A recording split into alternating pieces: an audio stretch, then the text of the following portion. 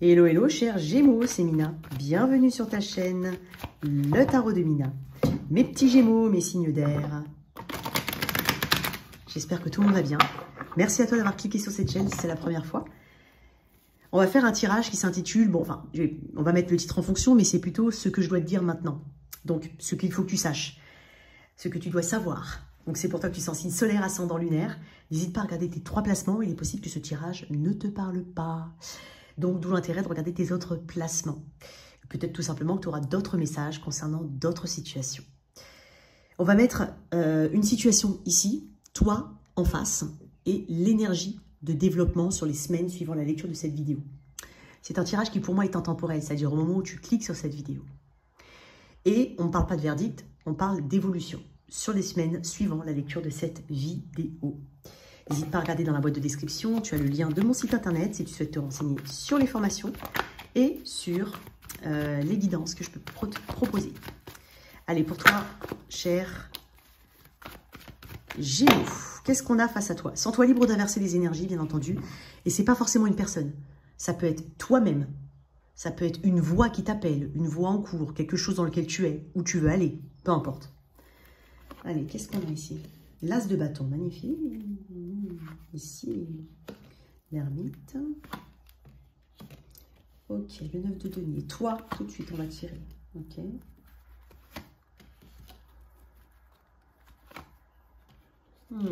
Très intéressant. Tu as une forte lucidité. C'est ce que tu es en train de me dire. Du coup, il y a une vérité, quelque chose que tu sais. Peut-être que c'est une communication avec toi-même. Peut-être que c'est une communication avec une personne en particulier. Et quoi qu'il en soit, tu es en train de me dire, je sais où je vais. Je sais où je dois aller. Je prends du recul. Je me prononce peut-être pas maintenant, ou peut-être que je ne parle pas. Peut-être que je ne suis pas dans l'énergie de... Je me lance à fond. Hein. Là, on est sur l'énergie air. Typiquement, toi, Gémeaux, tu es dans ton élément. Donc, ici, j'ai l'impression que tu sors un peu d'une énergie assez désorientée. Puisque le 8 d'épée peut parler hein, de ce côté un peu désorienté que tu as pu avoir, de choses que tu ne voyais peut-être pas, sauf que maintenant, tu les vois. Tu les vois clairs comme de l'eau de roche. Ça peut être comme une révélation, ou alors tu as une solution ici qui t'apparaît. Hein, c'est vraiment important. Ça représente aussi l'espoir. Il y a une forme d'espoir que tu as aujourd'hui. Et ça, justement, ça te permet d'être beaucoup plus zen, beaucoup plus confiant. Même si le mot confiant n'est peut-être pas vraiment ça. Mais là où tu te sentais peut-être impuissant ou paralysé, non, tu es en train de me dire, je trouve la solution, j'ai la solution. Et finalement, ça peut être aussi ça. Je me sentais impuissant jusqu'à présent. Je me sentais complètement coincé. Mais au final, est-ce que c'est tout simplement pas mes croyances limitantes? Est-ce que j'avais tout simplement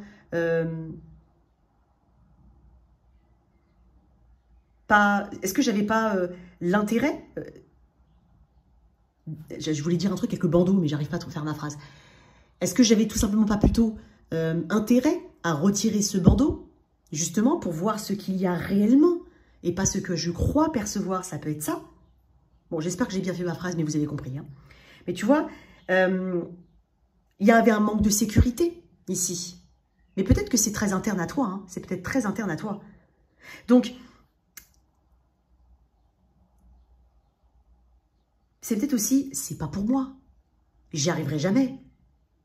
Il peut y avoir cette énergie-là. Et pourtant, non, là, tu sors de ça.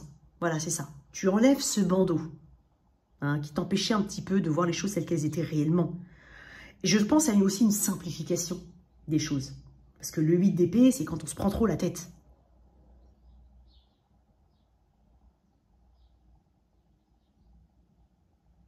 Il y a un côté négatif, en tout cas, ouais, il y a une négativité qui, en tout cas, laisse place à une forme de fluidité et de vérité. Voilà. Ok, en face, on a quelque chose qui amène éventuellement un nouveau départ. Mais il y a quelque chose de passionné hein, ici, avec l'as de bâton. Ça reste une énergie où on parle d'un nouveau départ, d'un commencement dans quelque chose qui peut être en rapport avec un déplacement, c'est possible aussi. Quelque chose qui parle, on parle d'innovation avec cet as de bâton, de choses nouvelles, de choses, ça représente la puissance créatrice. Donc, il y a quelque chose ici qui a du potentiel. Voilà, on va dire ça comme ça, qui a du potentiel. Une nouvelle idée, éventuellement, un voyage, peut-être. Alors, peut-être que c'est un voyage qui coûte de l'argent, peut-être que c'est un voyage lointain, c'est possible aussi. Peut-être que certains ont besoin de voyager, envisagent, là, actuellement, un voyage pour se ressourcer, peut-être même un voyage seul. Parce que j'ai ces énergies-là. C'est possible. J'ai l'impression ici que c'est comme si en face, on te disait, il y a quand même, certes, une dominante de risque. J'ai une énergie assez individuelle. Hein. Alors, si c'est une personne, il peut y avoir en face une personne qui est assez en retrait quand même. Hein. Peut-être loin, mais même si elle n'est pas loin physiquement, elle est loin, quoi. Puisqu'il y a quand même ce côté très individuel, très moi-je. Il n'y a pas beaucoup de place pour le reste ici. Et pourtant, on sent ici qu'il peut y avoir un renouveau positif.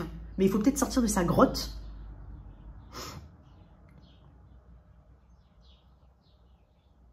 Il y a une envie de créer ici avec cet as de bâton. Il est possible qu'il y ait un balbutiement ici de quelque chose de nouveau. Mais ça mérite de prendre du recul ici. Ça mérite de prendre du recul parce que la notion d'indépendance, d'autonomie, peut-être, en tout cas dans la tête de cette personne, c'est une personne remise en question. Ou peut-être qu'on réfléchit ici à un nouveau projet. Et donc là, il s'agira peut-être d'y aller seul. Hein? Peut-être besoin ici d'être en plus de connaissances. Il y a une opportunité éventuellement. Hein? Peut-être une opportunité qui t'amène à plus d'autonomie, à aller à un stade au-dessus, c'est possible. Peut-être que tu avais des croyances comme quoi ça n'arriverait jamais ou que tu n'étais pas capable. Pourtant, j'ai l'impression qu'il y a une communication, comme je dis, ou alors un courrier ou tout simplement un espoir de ton côté.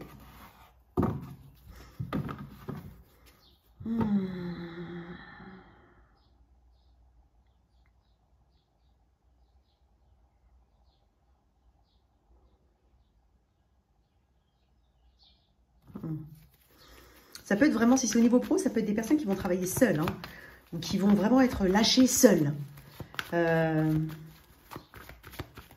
Qu'est-ce qu'on a avec l'ermite? Oh non, j'en ai beaucoup. Qu'est-ce qu'on a avec l'ermite? Énergie de la Vierge, taureau vierge ici, Capricorne, et un peu de Bélion, Sagittaire, on va dire. Pourquoi l'ermite? Le 5 de coupe.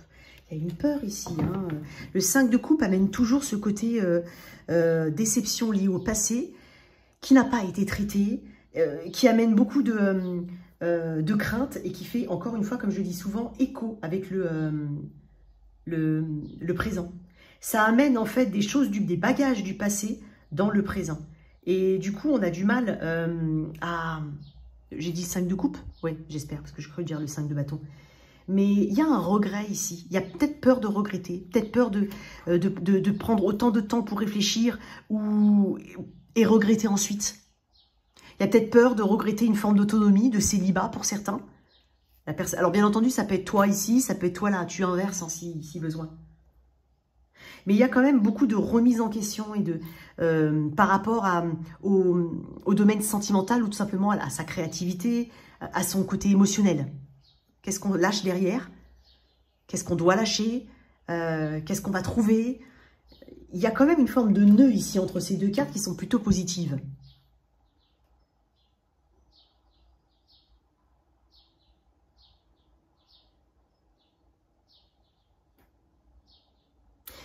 Si jamais il y a quelque chose qui t'amène à avoir une nouvelle idée, un nouveau projet, peut-être qu'il y a eu une tentative dans le passé.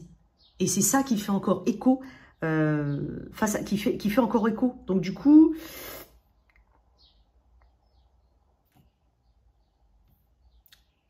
on se concentre sur ce qu'on a raté plutôt que ce qu'on peut avoir. C'est dommage.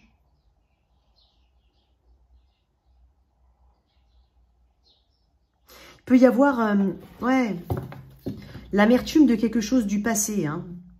Et comme je te dis, ça peut être une situation comme une personne, comme toi-même. À toi de voir. Hein. Je pense qu'il faut vraiment que dans cette ligne-là, on oublie qu'on se libère hein, d'une culpabilité ou de remords. Il faut comprendre ce qui s'est passé et pas le camoufler.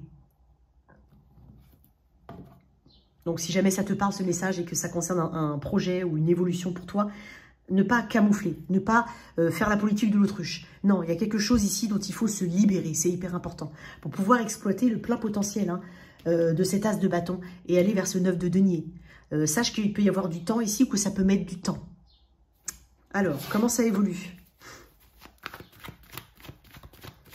Il ne faut pas reproduire les mêmes erreurs, il faut avancer, hein, mais avec de la résilience, de la sagesse du druide, j'allais dire, de l'ermite.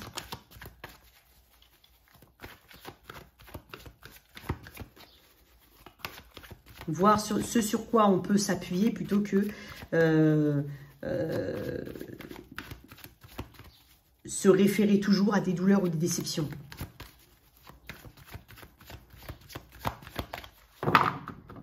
Pour ressortir plus fort. Comment ça évolue, Gémeaux? Ok, plutôt bien. Roi de coupe. Il peut y avoir un coup de main ici. Un soutien, c'est possible. Un cancer, poisson, scorpion, c'est possible. Ok, 5 de bâton et des challenges. L'empereur. Ouais. Ok, il y a peut-être une grande différence. Hein, si c'est tous les deux on est sur des relations, toi et cet autre. Vous n'êtes pas pareil du tout. Ça ne veut pas dire que les autres sont souvent pareils. Non, mais vraiment, vous n'êtes pas pareil du tout. Empereur d'un côté, roi de coupe de l'autre. Néanmoins, deux personnes avec des maturités, certes. L'empereur est peut-être difficile à la négociation. Hein, c'est compliqué. Alors que le roi de coupe a une compréhension, une empathie, une compréhension de l'autre partie et a plus de facilité, effectivement, à négocier. Mais il sait le faire. Il impose, enfin, c'est même pas qu'il impose, c'est qu'il arrive en tout cas à amener la situation dans un sens, mais sans l'imposer par une violence. Et moi, j'ai l'impression que ce roi de coupe est un peu challengé, hein, si c'est le cas. Il peut subsister quelques tensions ou quelques difficultés ici. J'ai l'impression qu'il y a quelqu'un qui fait un petit peu moins que l'autre, si c'est relationnel. C'est possible. Mais il peut y avoir une grande différence entre vous. Hein. Mais il y a quand même néanmoins cette volonté d'aller de l'avant. Mais il y a quelqu'un qui est vraiment tourné vers cet élément qui est justement le point de discorde ou le nœud. Ok.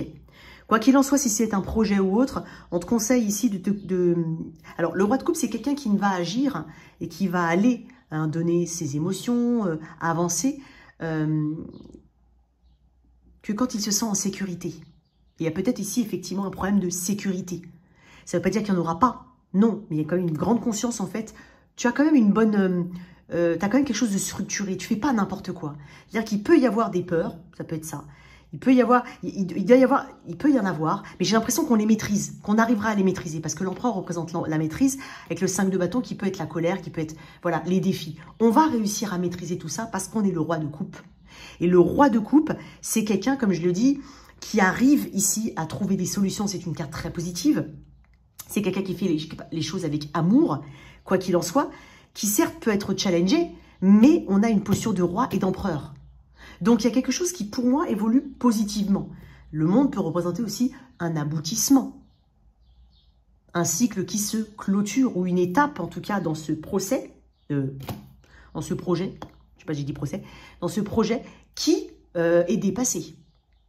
Ok ?